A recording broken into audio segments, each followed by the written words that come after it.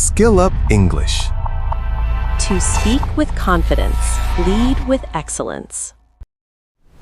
Hello, dear English listeners. Welcome to the SkillUp English Podcast. Today, we're diving into one of the most delicious and globally loved topics, coffee culture in English. And trust me, by the end of this episode, you won't just love coffee. You'll talk about it like a native speaker. So RIMI, let's just start with the basics. What do we even mean by coffee culture? Great question, Ryan. Coffee culture refers to the social atmosphere and rituals that have built up around coffee drinking in different societies. Right, it's not just about the drink itself. It's about where you drink it, how you drink it, and who you drink it with. Exactly. In Italy, for example, people stand at the bar and knock back a quick espresso. No sitting, no laptop. Just boom, done. Meanwhile, in the US, people camp out in coffee shops for hours with a giant cup and their MacBook. Those two styles couldn't be more different, and yet both are considered coffee culture. And knowing how to describe and discuss these differences in English is actually a really valuable skill, both socially and professionally. Absolutely. Whether you're chatting with a colleague, impressing someone at a cafe, or doing business internationally, coffee is a universal conversation starter. A universal conversation starter. I love that. Coffee breaks down barriers. It really does. Okay, so Ryan, let's get into the actual English you need to talk about coffee. All right, let's talk vocabulary, because the coffee menu at a specialty cafe can honestly feel like reading a foreign language. So true. Okay, let's start with the foundation, the espresso. An espresso is a small, strong shot of coffee made by forcing hot water through finely ground coffee beans. And almost every fancy coffee drink is built on espresso. It's the base. Exactly. So from espresso, we get the Americano. That's espresso with hot water added to make it longer and milder. Then you've got the latte, espresso with steamed milk. Very popular, very creamy, very Instagram-worthy. And the cappuccino, similar to a latte but with more foam on top. The foam is thicker and drier. A useful phrase here, could I get a cappuccino with dry foam, please? Dry foam means extra thick, airy foam with less milk. Then there's the macchiato, which means stained in Italian. It's an espresso with just a small dollop of milk foam on top. Note the word dollop. It means a small blob or lump of something soft. A dollop of cream. You'll hear it a lot in food descriptions. Great vocabulary tip, Ryan. Now for those who prefer non-espresso coffee, there's the pour-over, the French press, and cold brew. Cold brew is huge right now. You steep coffee grounds in cold water for 12 to 24 hours. The result is smooth, rich, and less acidic. The word steep means to soak something in liquid to extract flavor or substance, like steeping a tea bag. Same concept. And then there's the flat white, very popular in Australia and the UK, similar to a latte but with less milk and a stronger espresso flavor. If you're ever in a cafe and unsure, don't be afraid to ask, what's the difference between a latte and a flat white? Baristas love explaining. Barista, that's the person who makes the coffee. It's an Italian word that's now used globally in English. Okay, Ryan, ordering coffee confidently in English is a skill in itself because it can get surprisingly complicated. You walk in thinking you'll say 1 coffee, please, and then they ask you 7 questions. What size, what milk, extra shot, hot or iced, for here or to go? So let's break it down. The most natural way to order is, can I get a size, drink name with milk, please? For example, can I get a large oat milk latte, please? Simple, clear, native sounding. Or if you want it stronger, can I get a double shot cappuccino? Double shot means 2 shots of espresso instead of 1. And in American cafes, you'll often hear size names like tall, grande, venti. Those come from Starbucks and are now widely understood. Though in most independent coffee shops, they just say small, medium, and large, which is much more straightforward. One phrase to know, to go or takeaway, meaning you want your coffee in a cup to take with you, not drink inside. In the UK, they say takeaway. In the US, they say to go. Both are perfectly natural. And if you want to sit inside, For here, please. That's all you need to say. What about customizing your drink, like if you have dietary needs? Great point. You can say, could I have almond milk instead of regular milk? Instead of is a super useful connector phrase. Or could you make that with less sugar? Or can I get that sugar-free? And if something is wrong with your order, it's totally okay to politely say, excuse me, I think there's been a mix-up. I ordered a hot latte, not an iced one. Polite but clear. That's the key to communicating in any service situation in English. Let's talk about coffee shop etiquette, because there's an unwritten social code in most cafes. Etiquette, that's a great word. It means the customary rules or norms of polite behavior in a particular setting. So, in most Western cafes, it's perfectly normal to sit with your laptop and work for hours, especially if you keep buying drinks. Right, there's this phrase, nursing a coffee, meaning you're sitting with the same cup for a long time, sipping it slowly. I'm 100% guilty of that. Same, but in busy cities like New York or London, some cafes now have posts saying no laptop use during peak hours meaning the busiest times of day. Another thing, tipping. In the US, it's very common to tip your barista, especially for complex or customized drinks. In the UK or Europe, tipping in a cafe is less expected but always appreciated. And when it comes to the ambiance, that means the atmosphere or mood of a place. Coffee shops are incredibly intentional about it. The lighting, the music, the furniture, it's all designed to make you feel comfortable and want to stay. That's actually called the third place concept.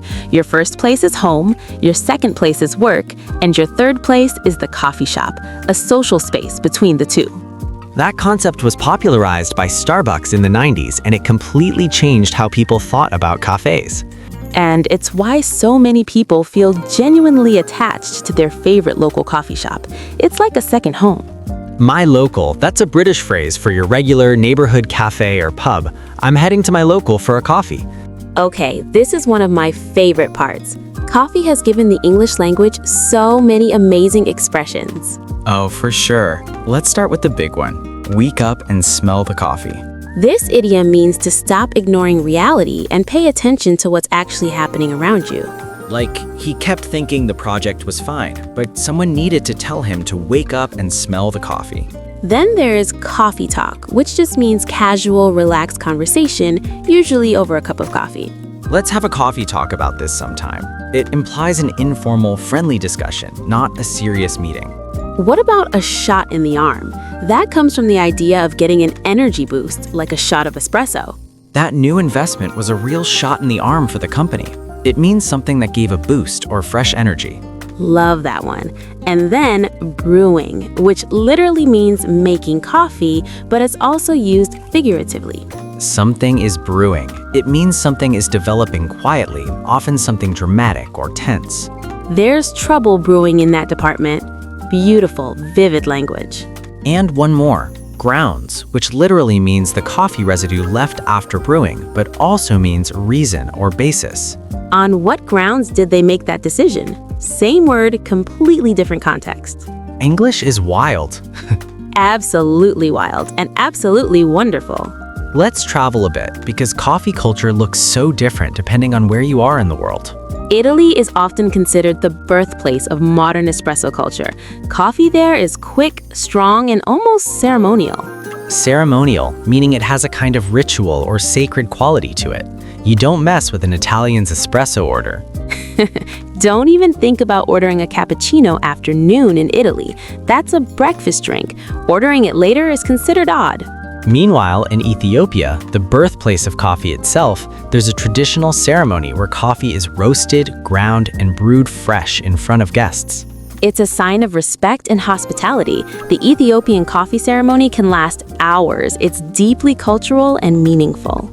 In Scandinavia, there's a concept called fika. It's a Swedish word for a coffee break, but it means much more than that. Fika is about slowing down, connecting with people, and enjoying the moment.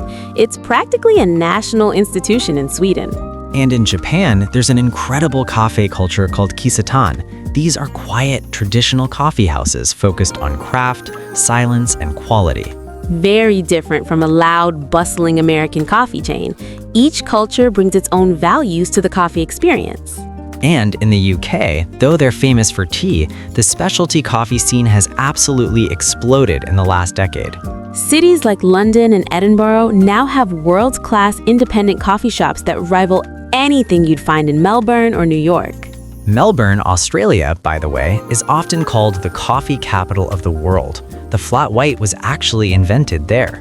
Australian baristas take their craft very seriously. Coffee quality there is incredibly high, even at small neighborhood spots. Knowing all of this makes you such a more interesting, globally aware English speaker. It's not just language, it's cultural fluency. Cultural fluency, understanding the customs and values of different cultures. That's the real goal of learning English, isn't it? Absolutely. Language opens the door. Culture shows you what's inside the room. Ryan, let's talk about something that's really changed the coffee world in recent years, the third wave coffee movement. Yes, so coffee has gone through waves. The first wave was about making coffee accessible, instant coffee, mass production, anyone can have it. The second wave was about making coffee enjoyable, espresso drinks, coffee shop culture, Starbucks, the social experience. And the third wave is treating coffee as an artisanal product, like fine wine or craft beer. Origin, processing method, roast profile, every detail matters. Artisanal means made using traditional, skilled, and carefully crafted ways with high attention to quality. Artisanal bread, artisanal cheese, and now artisanal coffee. In a third wave cafe, your barista might tell you, this is a single origin Ethiopian yirgacheffe, naturally processed with tasting notes of blueberry and jasmine. And you're sitting there thinking, I just wanted something to wake me up. Yes, but it is genuinely fascinating once you get into it. Single origin means the coffee beans come from one specific farm or region, not blended from multiple places. And tasting notes are descriptors used to explain the flavor profile of a coffee. Fruity, nutty, chocolatey, floral, just like wine vocabulary. This movement has really elevated coffee to something people are passionate and knowledgeable about. It's not just a habit anymore. It's a lifestyle, and being able to talk about it fluently in English is such a cool skill to have. All right, listeners, we've covered so much ground today. And now it's time for everyone's favorite part of the show. That's right, it's time for our vocabulary and idioms spotlight, where I walk you through 10 powerful words and idioms from today's episode, so you can actually use them in real life. Take notes, everyone. This section is gold. Okay, let's go. Here are your 10 essential words and expressions from today's episode. 1. Commodity, noun. Something that can be bought, sold, and traded, especially a raw material or agricultural product. Coffee is one of the most valuable commodities in the global market. 2. Steep, verb. To soak something in liquid to draw out its flavor or essence. You need to steep the coffee grounds in cold water overnight to make cold brew. 3. Artisanal, adjective. Made in a traditional, skilled, and carefully crafted way with high attention to quality. She prefers artisanal coffee from small local roasters over big chain brands. 4. Etiquette, noun. The customary rules of polite and respectful behavior in a social setting. Understanding cafe etiquette can help you feel more confident in social situations abroad. 5. Ambiance, noun. The mood, atmosphere, or character of a place. The warm lighting and soft jazz gave the coffee shop a cozy, inviting ambiance. 6. Dollop, noun.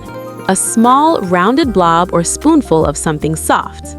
The barista added a dollop of whipped cream on top of my mocha. 7. Cultural fluency, phrase. The ability to understand and comfortably navigate the customs, values, and behaviors of different cultures. Traveling frequently has given her incredible cultural fluency. 8. Wake up and smell the coffee, idiom. To stop being naive or ignorant and face reality as it truly is. He kept ignoring the warning signs. Someone needed to tell him to wake up and smell the coffee. 9. Something is brewing, idiom. Something significant, often tense or dramatic, is quietly developing or forming. I could sense that something was brewing between the two managers. Tensions were rising. 10. A shot in the arm, idiom. Something that provides a sudden boost of energy, confidence, or momentum. The positive feedback from customers was a real shot in the arm for the whole team. There you have it, 10 incredible words and idioms that will genuinely upgrade your English conversations. Practice them, use them, make them yours. And remember, the best way to learn is to use the language. Next time you're in a cafe, try to order your coffee using the phrases we talked about today. Even something as simple as, "Can I get a medium oat milk latte to go, please?" That's real, natural, confident English. You've got this, listeners. We believe in you. Thank you so much for spending this time with us today on the SkillUp English Podcast. You are the reason we do this, and we are so grateful for every single one of you. If this episode helped you even a little bit, please share it with someone who's working on their English. Your one share could change someone's entire learning journey. Keep sipping, keep learning, and we'll see you in the next episode right here on SkillUp English Podcast.